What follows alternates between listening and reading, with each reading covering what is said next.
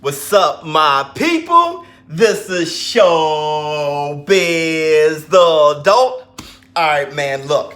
Let's talk this Canelo Alvarez versus Danny Jacobs and my official final predictions for that fight.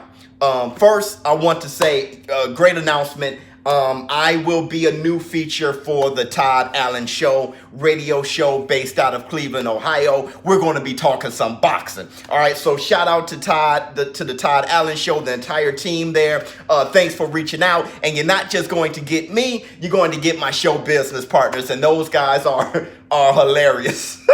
So I'm definitely looking forward to talking some boxing there. It's not just going to be a one-time thing. I'm going to be speaking boxing with them from here on out. So I'm still going to do my show every day. So I will be sending links to you guys to the Todd Allen Show when I'm featured on there, or maybe you guys can just check them out, see what they're all about. But let's talk this Canelo Alvarez versus Danny Jacobs. Hold up. Coffee.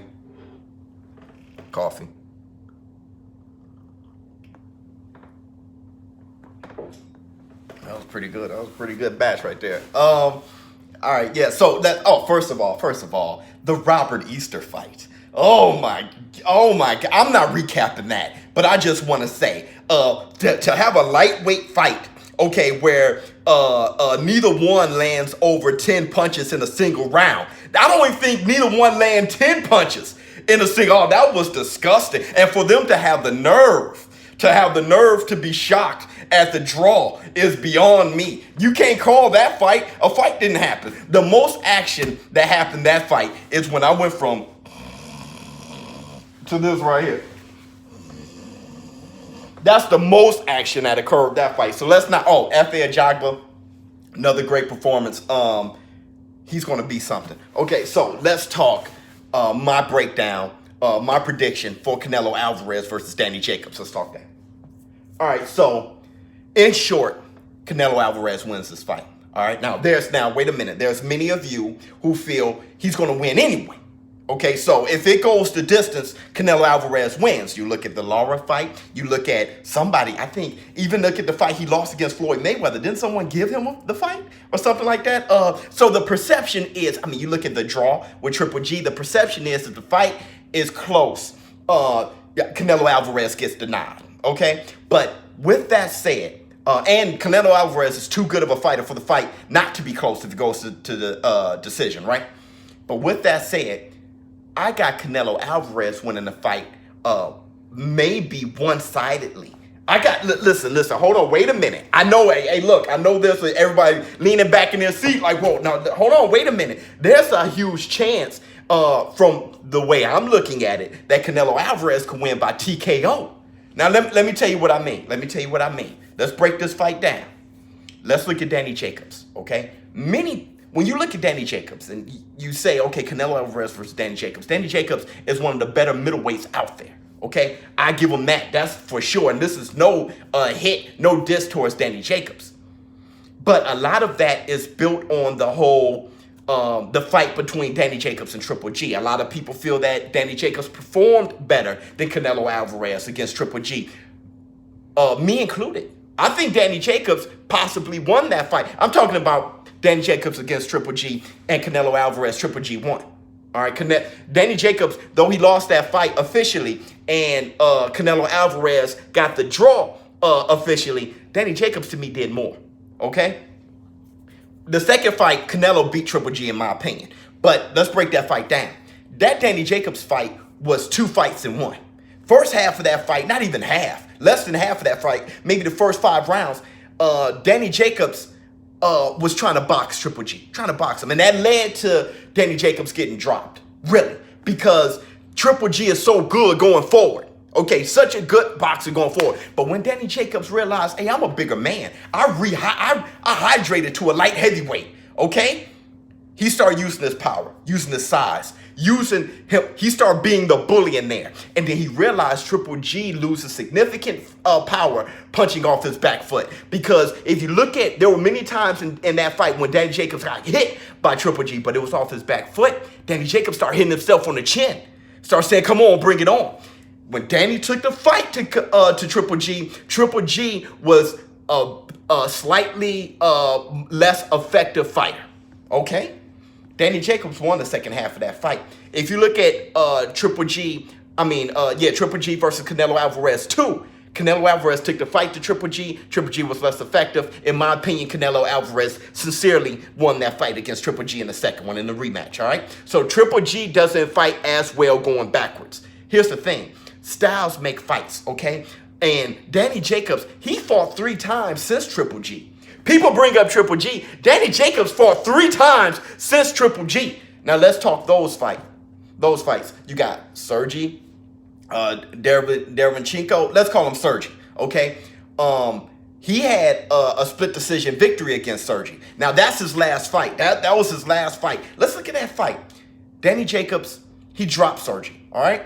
So he dropped him nice. I think it was like a delayed overhand right, something weird like that. But what made that fight close was Sergey was aggressive with good head movement.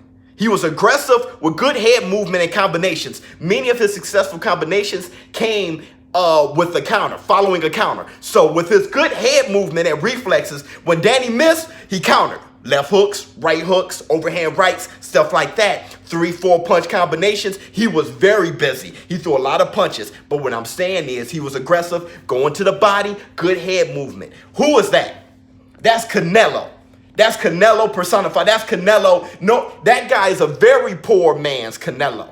Okay? Canelo Alvarez, to me, he's a counterpuncher. Look at Canelo Alvarez against Chavez Jr. Now, Chavez Jr. is no Danny Jacobs. I'm just saying, okay, forget that. Look at Canelo Alvarez against Austin Trout.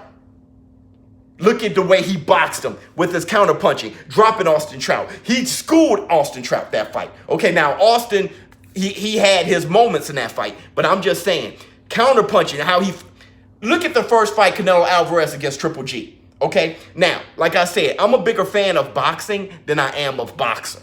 Okay, so a lot of people, I don't care about the victory, who wins, as much as I care about seeing a great fight. And when I looked at Canelo Alvarez, there was a lot of things I liked. Okay, now, like I said, I see different things. When I looked at how Canelo approached that fight, and I get why Canelo wanted to approach the fight like that. That's the reason why Danny Jacobs approached Triple G that way the first half of the fight. They didn't understand, take the fight to Triple G. Who would think that? Okay, it's just like Holyfield taking the fight to Iron Mike Tyson. Who would think that? They would think stay away from him as much as possible. Canelo Alvarez was doing that. He was moving his head well, countering Triple G with some solid shots. Okay, Triple G just got a beard. All right, but what I'm saying is, if you look at his head movement, it was a beautiful display.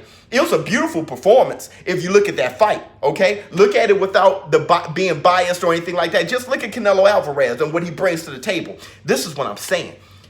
Danny Jacobs, he's going to want to use that reach. He's going to want to use that jab. And when he's using that jab, using that reach, Canelo Alvarez, he's going to be countering. And I'm talking about body shots. I'm talking about, left hooks to the head, flush. He's going to be countering flush. That dude is too good of a fighter, got too much experience. This is the guy who had big fights with Cotto, big fights with Floyd Mayweather, 2 big fights with Triple G. He's extremely experienced when it comes to big fights. Danny Jacobs, not so much. Okay, I know he's hungry, and let me tell you something. Danny Jacobs beating cancer is something. That's not an eye roll. That guy, that's courage, okay? To beat cancer, that's bravery, that's aggression. To be that type of guy, to beat cancer. But here's the thing. He got back to boxing. If cancer didn't beat him, there's no fighter he's afraid of. So he's going to be brave. You're going to have to convince Danny Jacobs to to lay on the mat. Okay, or to quit. You're going to have to do a lot of convincing, and I get that. But what I'm saying is, Canelo Alvarez, what he brings to the table, his reflexes, his head movement, countering ability, and his power. All right? Danny Jacobs got a nice beard. I know he was knocked out before, but I'm just saying, he got a decent beard. Canelo Alvarez is going to be hitting that man flush. It's going to look, if the things that Sergey Derevyanchenko did well, Canelo Alvarez is going to do that twice as well. That's all I'm saying. Styles make fights. Now, in order to beat Canelo Alvarez, what you have to be is a slick fighter, a Lara, a Floyd Mayweather, something like that. So I got Canelo Alvarez actually beating Danny Jacobs pretty handedly. Not saying that Danny Jacobs not going to have his moments. He's going to have his moments. But I think, look, I'm not the Oracle, okay? The Oracle's passed. Burt Sugar, Manny Stewart, they're gone. Those are oracles, okay? I'm too humble to call myself an oracle, but I'm just saying this is my opinion. This is what I'm seeing. So let me know in the comments if you're seeing the same thing. ShowBizz, the dope. Hey, check me out on the Todd Allen Show. It's going to be a lot of fun. I think our first show is going to be next week after the Canelo, Alvarez, and Danny Jacobs fight. I'm out. Huh.